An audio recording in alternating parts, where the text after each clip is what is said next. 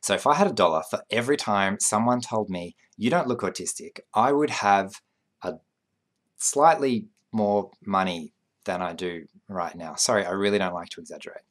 Anyway, I am aware that very, very many people on the spectrum have a serious issue with that phrase and find it quite frankly just offensive to be told that you don't look autistic. And I completely understand where they're coming from with that, but I'm not one of those people. When someone tells me you don't look autistic, I think, yes, correct, that's exactly right. I don't look autistic.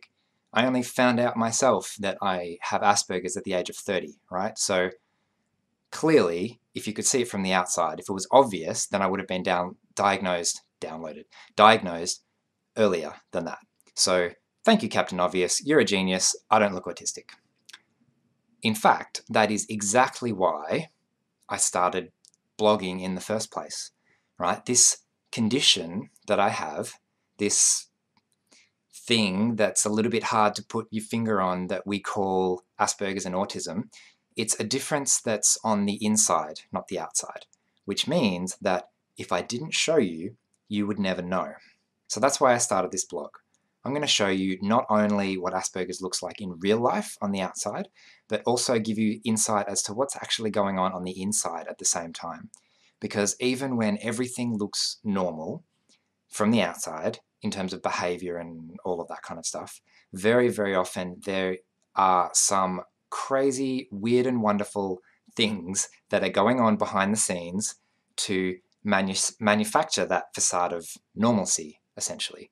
So when someone tells me you don't look autistic, I think, oh, thanks for that compliment. I mean, I've spent my entire life trying to figure out ways to take this weird and wonderful, wacky, crazy autism brain and find a way to make it look normal in your eyes and fit in with your society and build up this facade that will be accepted by you. And it's really nice to hear that that's working, and I've done a really good job of that. But you know what? It would be really nice if I didn't have to wear that mask just to be accepted by you.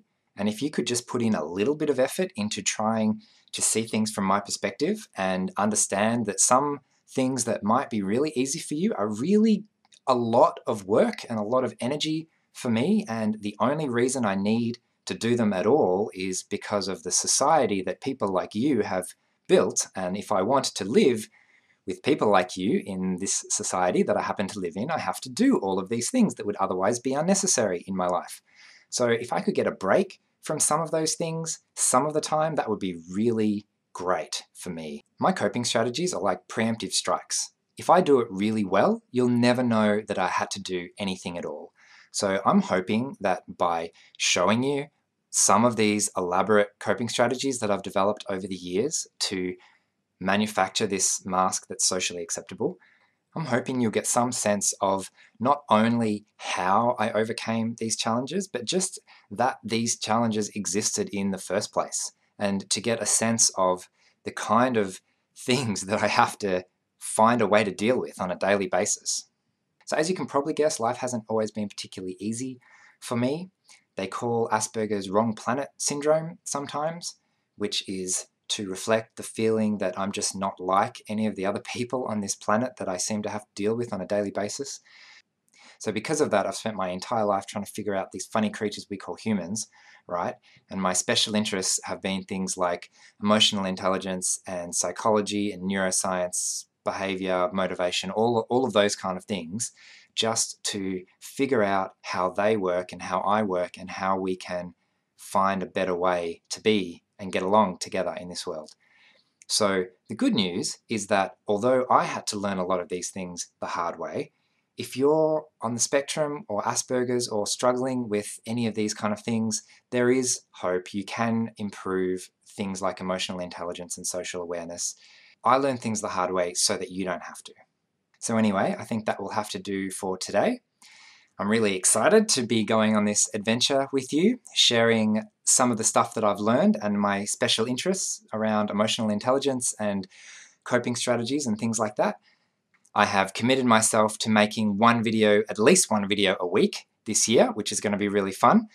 And I'm also going to be interviewing other people on the spectrum as well. So for anyone who's sick of hearing my voice, I hope to vary that up a bit, because if there's one thing I've learned about autism, it's that if you want to understand the autism spectrum, you have to meet lots and lots and lots of different people on the spectrum, and then only then you kind of start to get a sense of what is this thing that kind of binds us all together, because I'm really just one case study of a person on the spectrum. So anyway, we might leave it there for today. In summary, evidently my outside does not look autistic. So with that in mind, let's take a look at Asperger's from the inside. See you soon. Bye. If you like this video, please give it a thumbs up and hit subscribe for weekly content just like this one. If you'd like to get even more involved, you can join the discussion on social media or support me by becoming a patron.